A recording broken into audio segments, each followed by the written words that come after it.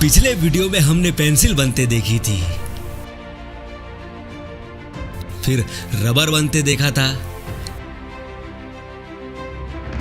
अब इन दोनों को देख ही लिया तो ऐसे ही आज हम देखेंगे फैक्ट्री में कागज आखिर बनाए कैसे जाते हैं।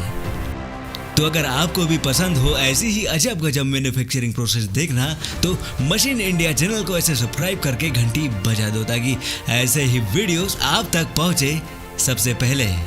हम कितनी ही डिजिटल चीजें अपना ले, सारे काम मोबाइल और कंप्यूटर से कर ले, लेकिन कहीं ना कहीं कभी ना कभी कागज से पाला तो पड़ते ही रहेगा।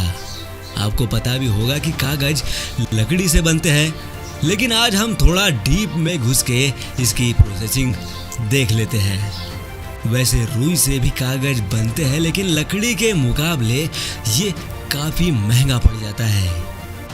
कागज बनाने के लिए मोस्टली बांस, बर्च जिसे भोजपत्र बोलते हैं, नीलगिरी जैसे पेड़ों का यूज किया जाता है, क्योंकि इनमें फाइबर और सेल्यूलोज की मात्रा काफी ज्यादा होती है। यह है यूक्रेन की एक जानी मानी पेपर फैक्ट्री।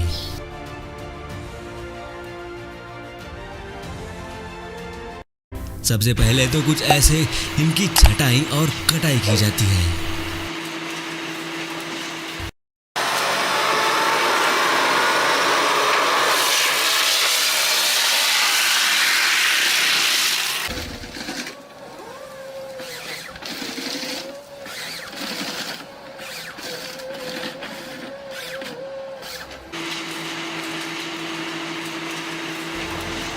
अब इन कटे टुकड़ों को सीधे भेजा जाता है फैक्ट्री में, जहां इनकी छाल को अलग कर दिया जाता है। वैसे इनकी छाल नहीं भी निकाली जाए तो कोई खास प्रॉब्लम नहीं होती है।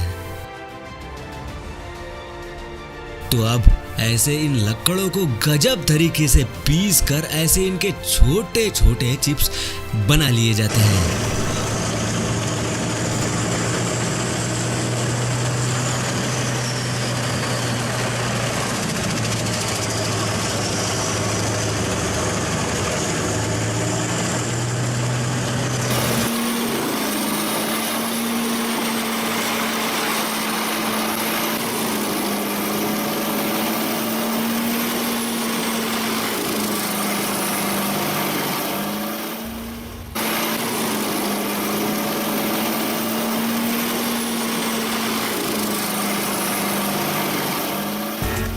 इन चिप्स को अब डाला जाएगा एक डाइजेस्टिव चेम्बर में, जहां इन्हें एसिडिक सॉल्यूशन डाल के पकाया जाएगा ताकि फाइबर अलग हो जाए और लिग्निन अलग। ये देखिए कैसे इसका पल्प निकल रहा है। अभी इसमें थोड़ा रेड कलर है, जिसे अलग करने के लिए इसमें ऑक्सीजन और पेरोक्साइड के साथ ब्लीचिंग के लिए छोड़ दिया जाएगा।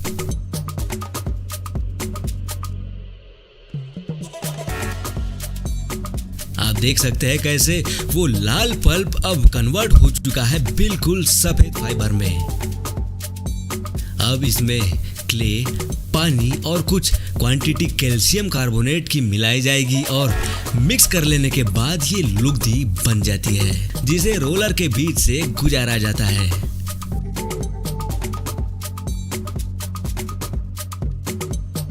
यहाँ इस लुगदी को एक नहीं बल्कि 40 रोलर से होकर गुजरना होगा, ताकि कागज उबड़ खाबड़ ना बन के पूरी तरह प्लेन सरफेस लिए बाहर निकले। अभी ये पेपर होता है गीला, तो इस बन रहे पेपर को गुजारा जाता है हीट चेम्बर से, जहां इंफ्रारेड हीटिंग टेक्निक से इन लेयर्स को सुखा दिया जाता है। अब इस लेयर को एक रील पर लपेटा जाता है। हर एक घंटे में ये यूनिट 80 किलोमीटर लंबी, जी हाँ 80 किलोमीटर लंबी पेपर रील बना के तैयार कर देती है।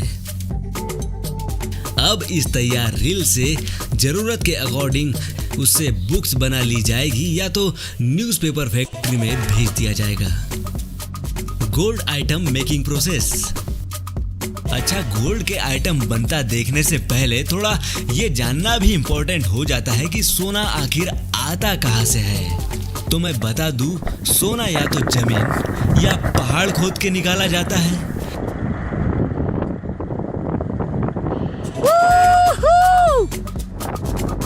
या तो फिर बहती नदियों की रेत छानकर। देखिए कुछ ऐसे इस नदी के पानी को प्रोसेसिंग प्लांट में छान के इसमें से सोने के कंकड़ निकाले जा रहे हैं।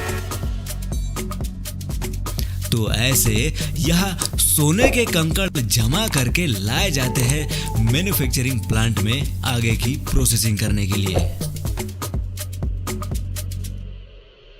तो यह है दुनिया का सबसे बड़ा गोल्ड मैन्युफैक्चरिंग प्लांट जो कि अफ्रीका में है।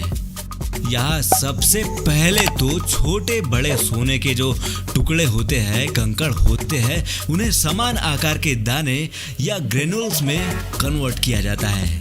लेकिन उससे भी पहले इन अनइवन टुकड़ों को हाइड्रोक्लोरिक एसिड से अच्छी तरह धोया जाएगा।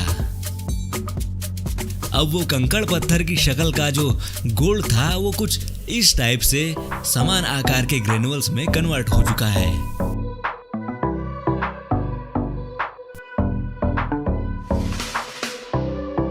अच्छा, बात करें सोने की ईंट बनाने की तो इसकी दो टेक्निक्स होती है। एक तो पुरानी है।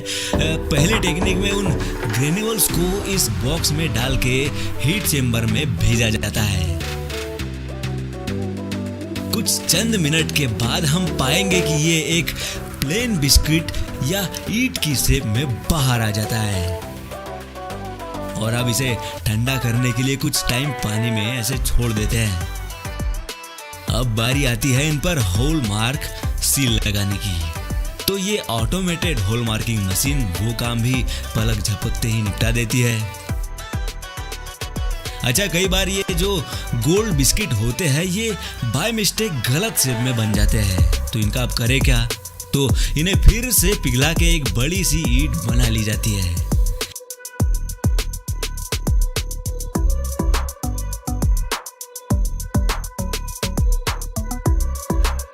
अच्छा भाई, ये तो हुई बात सोने के बिस्किट और ईंट की। अब जरा देख लेते हैं गोल्ड चेन की मैन्युफैक्चरिंग कैसे की जाती है। पहले के टाइम की अगर हम बात करें तो पहले कारीगरों के लिए एक छोटी सी चेन बनाना, जी हाँ, एक छोटी सी चेन बनाना भी बड़ा पापड़ बेलने वाला काम हो जाता था। सबसे पहले तो सोने के टुकड़ों को पिघला के उसकी एक छोटी सी रॉड बनाना पड़ता था। अब इस रॉड को एक रोलर मशीन में बार बार अंदर बाहर करके इसे एक पतले से तार के साइज में कन्वर्ट कर लिया जाता है।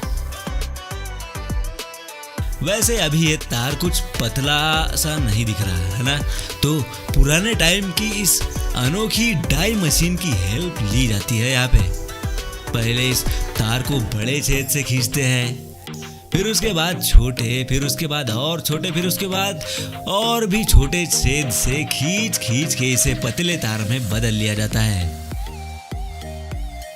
अब इस तार को ऐसे लपेट लपेट के कॉइल नुमा आकार देने के बाद इसे काटा जाता है कुछ ऐसे। देखो काटने के बाद कैसे ये छोटी छोटी रिंग्स में कन्वर्ट हो गया। तो अब इन रिंग्स को आपस में एक एक करके जोड़ा जाता है और साथ ही साथ आग से इनके जॉइंट्स भी पक्के करते रहना होता है। वही हम बात करें फैक्ट्री मैन्युफैक्चरिंग की तो ये प्रोसेस बहुत ही इजी होती है। जॉइंट देने से लेकर डिजाइनिंग तक हर काम कितनी आसानी से हो जाता है, आप खुद देख लीजिए।